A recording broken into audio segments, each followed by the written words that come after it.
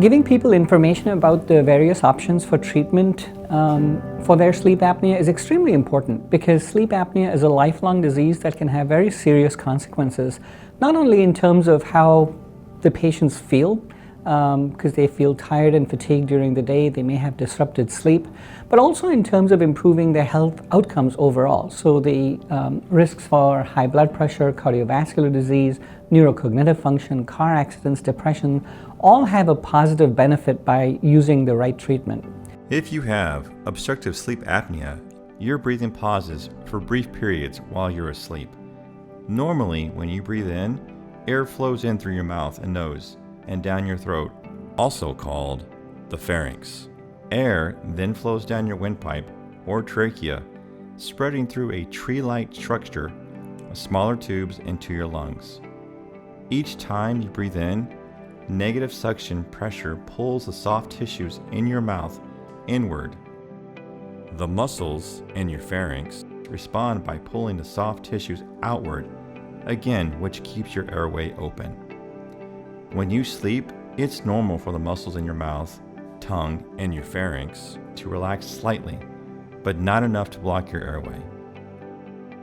If you have obstructive sleep apnea, the muscles of your mouth and pharynx may relax too much. Your tongue drops onto the soft tissue in the roof of your mouth, pressing it against the back of your throat. This completely blocks the flow of air into your lungs. The lack of oxygen in your lungs wakes you up. You may gasp for air to reestablish airflow before falling asleep again.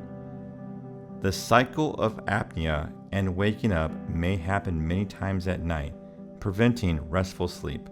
Factors that may contribute to obstructive sleep apnea include obesity, because more fat may be present in the walls of the pharynx, a small or receding jaw with a narrow airway, loss of muscle tone in your pharynx due to aging, and swollen tonsils. Common symptoms of obstructive sleep apnea are snoring, morning headaches, chronic daytime sleepiness, fatigue, irritability, and impaired concentration. Left untreated, obstructive sleep apnea may lead to complications such as high blood pressure, heart disease, irregular heartbeats, also called arrhythmias, stroke, and diabetes.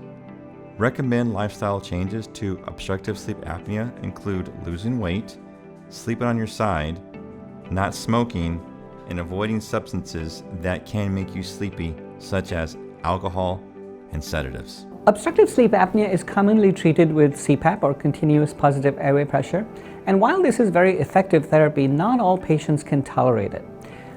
It is very important to educate a patient about alternatives to CPAP.